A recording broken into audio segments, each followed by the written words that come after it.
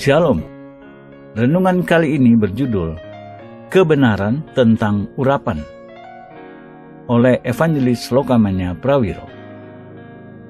Arti urapan, curahan kuasa ilahi yang diberikan kepada seseorang. 1 Samuel 16 ayat 1-10, ayat 14-23, Daud diurapi sebagai raja. Contoh lainnya adalah Yusuf dan Daniel. Dasar Alkitab 1 Samuel 16 ayat 1-10. Berfirmanlah Tuhan kepada Samuel, "Berapa lama lagi engkau berduka cita karena Saul? Bukankah ia telah kutolak sebagai raja atas Israel? Isilah tabung tandukmu dengan minyak dan pergilah. Aku mengutus engkau kepada Isai, orang Betlehem itu, sebab di antara anak-anaknya telah kupilih seorang raja bagiku." Tetapi Samuel berkata, "Bagaimana mungkin aku pergi? Jika Saul mendengarnya, ia akan membunuh aku." Firman Tuhan, "Bawalah seekor lembu muda dan katakan, aku datang untuk mempersembahkan korban kepada Tuhan. Kemudian undanglah Isai ke upacara pengorbanan itu, lalu aku akan memberitahukan kepadamu apa yang harus kau perbuat. Urapilah bagiku orang yang akan kusebut kepadamu." Samuel berbuat seperti yang difirmankan Tuhan, dan tibalah ia di kota Betlehem. Para tua-tua di kota itu datang mendapatkannya dengan gemetar dan berkata, "Adakah kedatanganmu ini membawa selamat?" Jawabnya, "Ya, benar. Aku datang untuk mempersembahkan korban kepada Tuhan. Kuduskanlah dirimu dan datanglah dengan daku ke upacara pengorbanan ini." Kemudian ia menguduskan Isai dan anak-anaknya yang laki-laki dan mengundang mereka ke upacara pengorbanan itu. Ketika mereka itu masuk dan Samuel melihat Eliab, lalu pikirnya, "Sungguh di hadapan Tuhan sekarang berdiri yang diurapinya." Tetapi berfirmanlah Tuhan kepada Samuel, "Janganlah pandang parasnya atau perawakan yang tinggi, sebab aku telah menolaknya. Bukan yang dilihat manusia yang dilihat Allah. Manusia melihat apa yang di depan mata, tetapi Tuhan melihat hati." Lalu Isai memanggil Abinadab dan menyuruhnya lewat di depan Samuel. Tetapi Samuel berkata, "Orang ini pun tidak dipilih Tuhan." Kemudian Isai menyuruh Syama lewat, tetapi Samuel berkata, "Orang ini pun tidak dipilih Tuhan." Demikianlah Isai menyuruh ketujuh anaknya lewat di depan Samuel. Tetapi Samuel berkata kepada Isai, "Semuanya ini tidak dipilih Tuhan." 1 Samuel 16 ayat 14-23. Tetapi roh Tuhan telah mundur daripada Saul, dan sekarang ia diganggu oleh roh jahat yang daripada Tuhan. Lalu berkatalah hamba-hamba Saul kepadanya, "Ketahuilah, roh jahat yang datang daripada Allah mengganggu engkau. Baiklah tuanku menitahkan hamba-hambamu yang di depanmu ini mencari seorang yang pandai main kecapi. Apabila roh yang jahat daripada Allah itu hingga padamu, haruslah ia main kecapi, maka engkau merasa nyaman."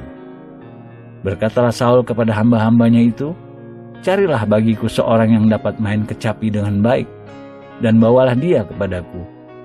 Lalu jawab salah seorang hamba itu, katanya, "Sesungguhnya aku telah melihat salah seorang anak laki-laki Isai, orang Betlehem itu, yang pandai main kecapi. Ia seorang pahlawan yang gagah perkasa, seorang prajurit yang pandai bicara, elok perawakannya, dan Tuhan menyertai dia."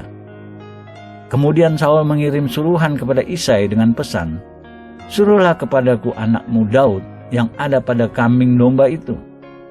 Lalu Isai mengambil seekor keledai yang dimuati roti, sekirbat anggur dan seekor anak kambing. Maka dikirimnyalah itu kepada Saul dengan perantaran Daud anaknya. Demikianlah Daud sampai kepada Saul dan menjadi pelayannya. Saul sangat mengasihinya dan ia menjadi pembawa senjatanya. Sebab itu Saul menyuruh orang kepada Isai mengatakan, "Biarkanlah Daud tetap menjadi pelayanku, sebab aku suka kepadanya." Dan setiap kali apabila roh yang daripada Allah itu hingga pada Saul, maka Daud mengambil kecapi dan memainkannya. Saul merasa lega dan nyaman, dan roh yang jahat itu undur daripadanya. Renungan tentang urapan. 1. urapan datangnya dari Tuhan.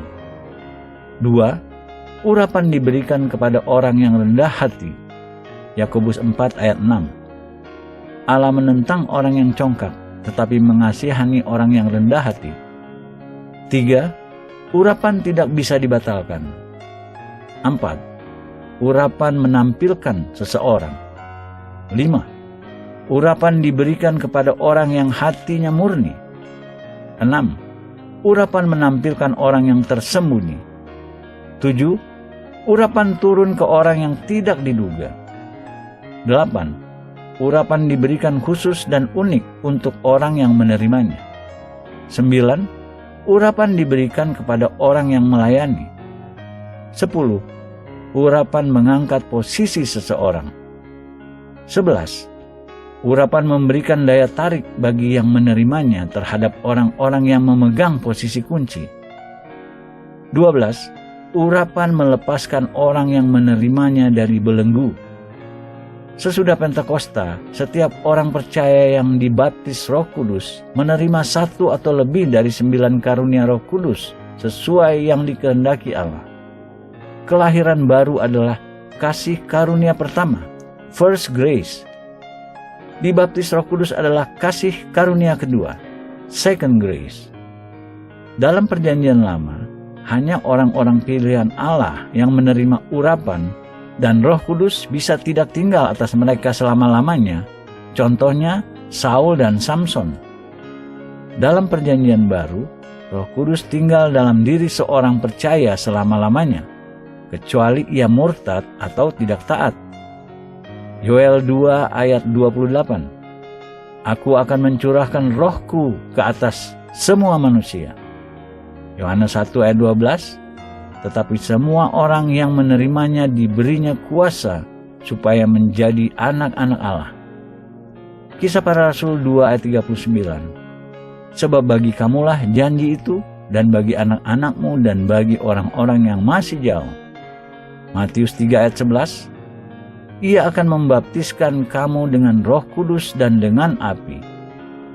Yohanes 14 ayat 16-17. Yesus berkata, Dia, Roh Kudus, akan menyertai kamu selama-lamanya dan akan diam di dalam kamu. 1 Korintus 14 ayat 1. Usahakanlah dirimu memperoleh karunia-karunia roh. Lukas 11 ayat 13.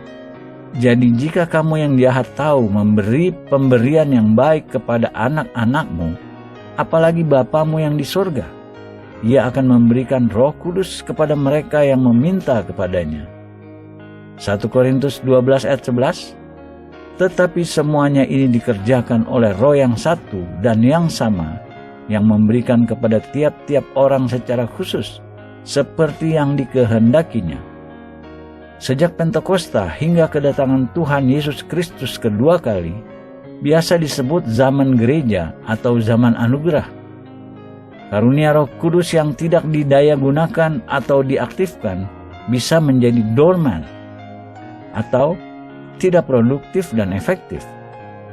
Diharuskan respon aktif dari penerima karunia Roh Kudus. Jika dikultivasi akan berbuah banyak.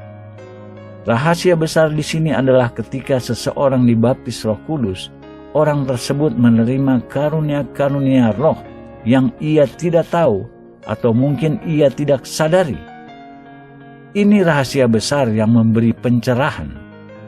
Bagi yang sudah mengalami baptisan Roh Kudus, perlu mengetahui karunia-karunia roh apa yang ia terima dan miliki. Amin.